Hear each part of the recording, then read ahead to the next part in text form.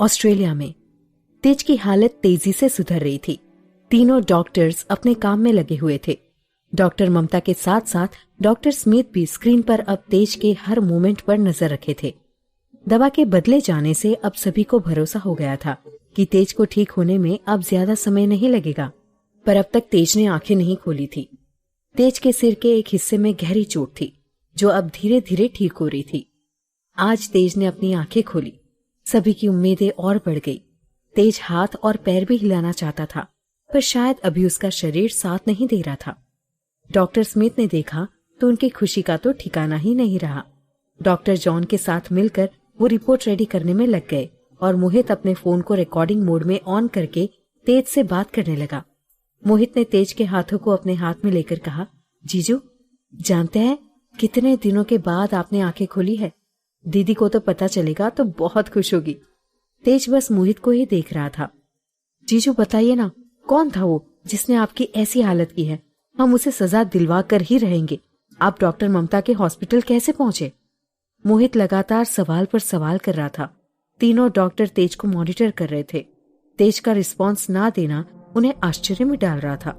Doctor ममता मोहित के पास आई और तेज की तरफ देखते हुए बोली, हाय तेज, मैं डॉक्टर ममता, मैं यहाँ तुम्हारा इलाज कर रही हूँ। देखो, काफी दिनों के बाद तुम कोमा से बाहर आए हो। डॉक्टर ममता ने वॉच किया। तेज कोई भी जवाब नहीं दे रहा था, बस गौर से उन्हें देख रहा था। तो ममता ने धीरे से तेज की आंखों पर हाथ रखते हुए कहा, अब आराम करो तेज, दिमाग पर अभी जोर देने की कोई जरूरत नहीं है। तेज ममता का हाथ हटाना चाहता था पर नहीं कर पाया। तभी नर्स ने आकर तेज को एक इंजेक्शन लगाया, जिसके कुछ समय के बाद ही तेज गहरी नींद में सो गया। तीनों डॉक्टर आपस में तेज की कंडीशन को लेकर डिस्कस करने लगे और मोहित परेशान सा वहां बैठा, कभी तेज को तो कभी तीनों डॉक्टर को देख रहा था। कुछ देर बाद थककर वो अपनी किताबों के पास आया और अपने आप से बोला, आज समझ आया, जब मम्मी पापा और हम तीनों ही हॉस्पिटल में थे तो दी ने पता नहीं कैसे संभाला होगा हमें। मैं तो जीजू को ही इस हालत में नहीं देख पा रहा हूँ। बस गॉड, ठीक कर दो सब कुछ। दी बहुत अकेली हो गई है, उन्हें जरूरत है जीजू की। दिल्ली में विक्रम सुबह रेडी होकर नाश्ता करने आया तो साधना जी ने फिर उसे नाश्ता देते हुए याद दिलाया, विक्रम, याद है ना, बहू को लाना है। जाते वक्त कुछ लेकर भी जाना, हमने पहले ही तैयारी कर रखी है। चंदन से कहकर कार में रखवा लो, सभी को दे देना। गिफ्ट के ऊपर सभी का नाम लिखा है। विक्रम ने नाश्ता करते करते हाँ कहा। राणा जी और नानी जी की नजरें अभी भी ख्यालों में गुम विक्रम पर जमी हुई थी।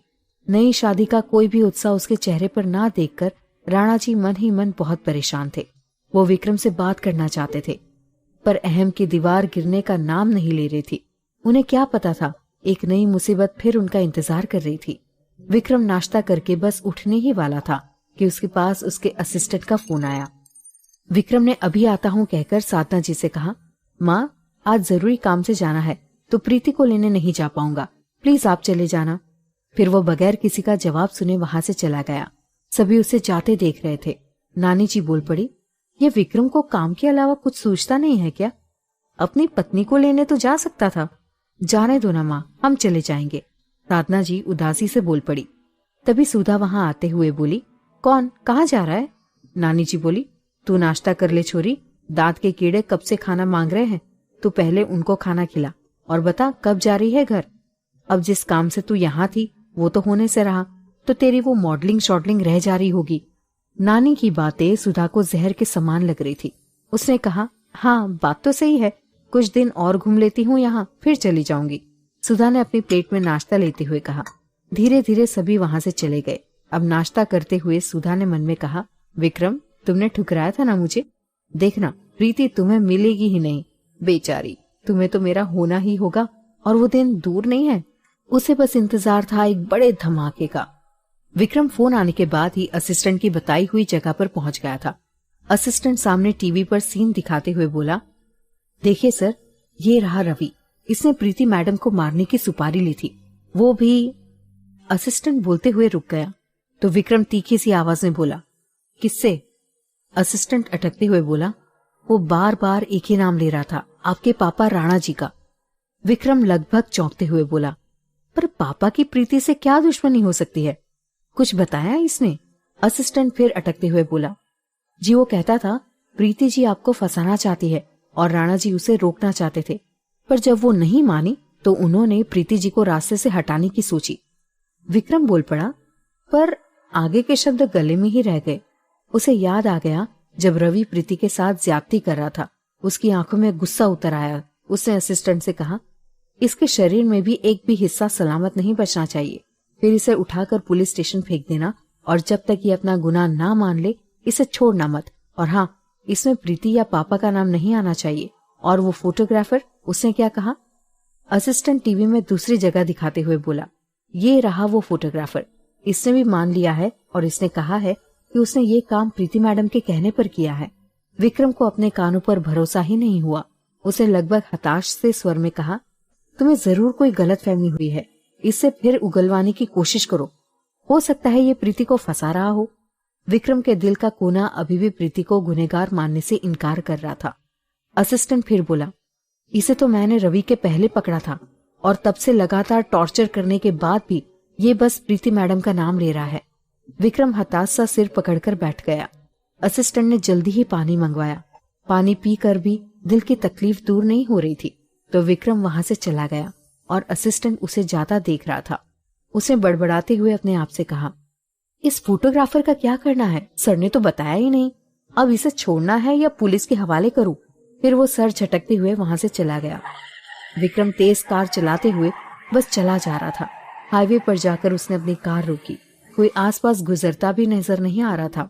उसने तेजी से चीखते हुए कहा, क्यों होता है भगवान मेरे साथ ये सब कुछ? पहले तनु को दूर किया, मैं बस चुपचाप सहता रहा, पर अब नहीं सहूंगा। प्रीति ने बहुत ही घटिया मजाक किया है मेरे साथ। वो अपनी ही इज्जत के साथ खिलवाड़ कैसे कर सकती है? एक संभ्रांत लड़की अपनी ऐसी फोटो खुद ही मीडिया में क्यों देगी भला? और तो वो उस समीर के प्यार में पागल है। फिर मेरे साथ ये सब करके उसे क्या मिला? और डैड, वो लड़की को मारने की सुपारी भी दे सकता है। मैं पागल हो जाऊंगा। आखिर सब चाहते क्या है मुझसे? बस सबके हाथों की कठपुतली बन के रह गया हूं मैं। इस पर विश्वास करूं अब कोई भी नहीं है मेरा। वो पागलों सा अपने ऊपर हंस दिया। उधर साधना जी परेशान सी विक्रम को फोन लगा रही थी। विक्रम ने फोन को देखा, फिर अपनी जेब में रखते हुए कहा, आज तक किसी का बुरा नहीं किया मॉम, पर इस प्रीति ने जो किया है मैं कभी नहीं भूलूंगा। जानना तो मुझे भी है कि क्यों उसने समीर के साथ साथ मेरी जिंदगी से भी खिलवाड़ किया है। प्यार के दावे समीर के साथ और शादी मेरे साथ। आखिर क्या चाहिए था मुझसे जो समीर नहीं दे सकता था? उसे प्रीति के साथ की वो सुबह याद आ गई जब वो शिमला से तूफानी रात के बाद पैदल ही घर लौट रहे थे और विक्रम की कार देखकर प्रीति की आंखें आश्चर्य से फटी रह गई थी। उसने मन में कहा, इसीलिए मैं किसी से शादी नहीं करना चाहता था। शायद तनु जैसी लड़की इस दुनिया में दूसरी नहीं हो सकती। सभी पैसों के लिए कुछ भी कर सकती हैं। कुछ देर कार में बैठने के बाद उसने अपनी कार को घर की तरफ मोड़ दिया। खंडाला में रात में अचानक तनु की तकलीफ बढ़ गई थी, जो सुबह होते होते थोड़ी और बढ़ गई थी। मार्गरेटा ने डॉक्टर को कॉल किया पर नहीं लग रहा था। दादाजी अरुण के साथ मीटिंग में थे। मार्गरेटा ने तनु से पूछा, किसे फोन लगाएं? तनु लगभग तड़पते हुए बोली, अरुण को लगाओ, जल्दी डॉक्टर को आने को कहो। मार्गरेटा ने परेशान होकर तनु को देखा, फिर उसका फोन लेकर अरुण को कॉल किया, पर गलती से कॉल अरुण को ना लगकर विक्रम को लग गया था। मार्गरेटा ने अपनी टूटी फूटी इंग्लिश हिंदी मिलाते हुए जल्दी डॉक्टर के साथ आने को कहा और तनु की तबीयत के बारे में बता दिया। विक्रम जो घर जा रहा था, मार्गरेटा का कॉल देखकर परेशान हो गया। उसने खंडाला की लेडी डॉक्टर को कॉल कर फौरन वहां पहुंचने को कहा, फिर कुछ सोचते हुए अपनी कार एयरपोर्ट की तरफ मोड़ दी। उसने प्राइवेट प्लेन को रेडी करने कह दिया। उसे बस अब तनु की ही चिंता थी। दिल्ली में प्रीति अभी भी विक्रम के फोन का इंतजार कर रही थी। उसे विश्वास था कि शायद विक्रम का गुस्सा दूर होते ही वो फिर फोन लगाएगा और उसे यहाँ से ले जाएगा। कई बार उसका हाथ फोन तक गया पर उसने भी विक्रम को फोन नहीं लगाया था। सुबह से ही गुरप्रीत जी कई बार प्रीति को नाश्ता करने के लिए बोलकर गई थी, पर प्रीति अभी भी उदास सी रूम में ही बैठी थी। उसे समझ नहीं आ रहा था कि अब उसे विक्रम की नाराजगी से इतना फर्क क्यों पड़ने लगा है। क्यों उसका बात ना करना जैसे उसकी जान लिए जा रहा था। उसने मन को कड़ा करते हुए विक्रम से बात करने के लिए फोन उठाया। तभी साधना जी का फोन आया। उसने हेलो कहा तो साधना जी बोल पड़ी, ये तुमने अच्छा नहीं किया प्रीति। वो दबी जबान से हंस पड़ी। प्रीति हड़बड़ाते हुए बोली, पर मैंने तो कुछ नहीं किया मम्मी जी। साधना जी मुस्कुराकर बोली, मैंने तो तुम्हें तुम्हारी पहली रसोई का गिफ्ट लेने भेजा था, तुम तो वहीं अटक गई। आने का मन नहीं है? प्रीति की आंखों के आगे कल विक्रम का उसे कार से बचाना याद आया। उसने आंखों में आंसू भरकर कहा, मम्मी वो। साधना जी उसकी बात काटकर बोली, घर की याद आ रही थी? कोई बात नहीं, पर तुम्हें बताना था।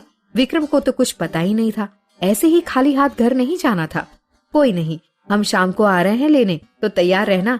वो क्या है ना, अभी तो हम काठ गोदाम नहीं जा पाएंगे, और तुम तो जानती हो तुम्हारे ससुर जी अभी चुनाव में बिजी हो जाएंगे। यहाँ उनकी दिल्ली की दौड़ लगनी है, तो जब तक चुनाव ना हो जाए हम यहीं रहेंगे, और तुम्हारे साथ रहना नहीं हो पाएगा, तो हम चाहते हैं कुछ दिन हमारे साथ रह लो।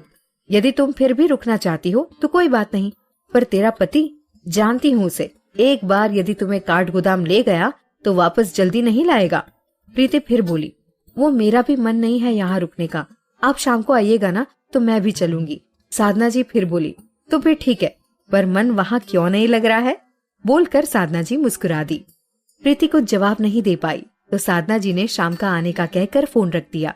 प्रीति को अब थोड़ा रिलैक्स लग रहा था, शायद विक्रम भी आएगा, ये सोचकर ही उसका मन खुश हो गया था। नाश्ता करके ही गुरप्रीत जी प्रीति के साथ मार्केट निकल गई। शाम को सभी आने वाले हैं तो उन्हें बहुत सारी तैयारियां भी करनी थी। शिल्पा भी अभी वहां नहीं थी तो सब कुछ उन्हें ही देखना था। शॉपिंग करके शाम से पहले ही दोनों आ गए थे और खाने की तैयारियों में लग गए थे। प्रीति बेसब्री से विक्रम का इंतजार कर रही थी। उसने सोचा था मिलकर उसे अपनी गलती की माफी मांग लेगी। समीर को अब वो भुलाना चाहती है।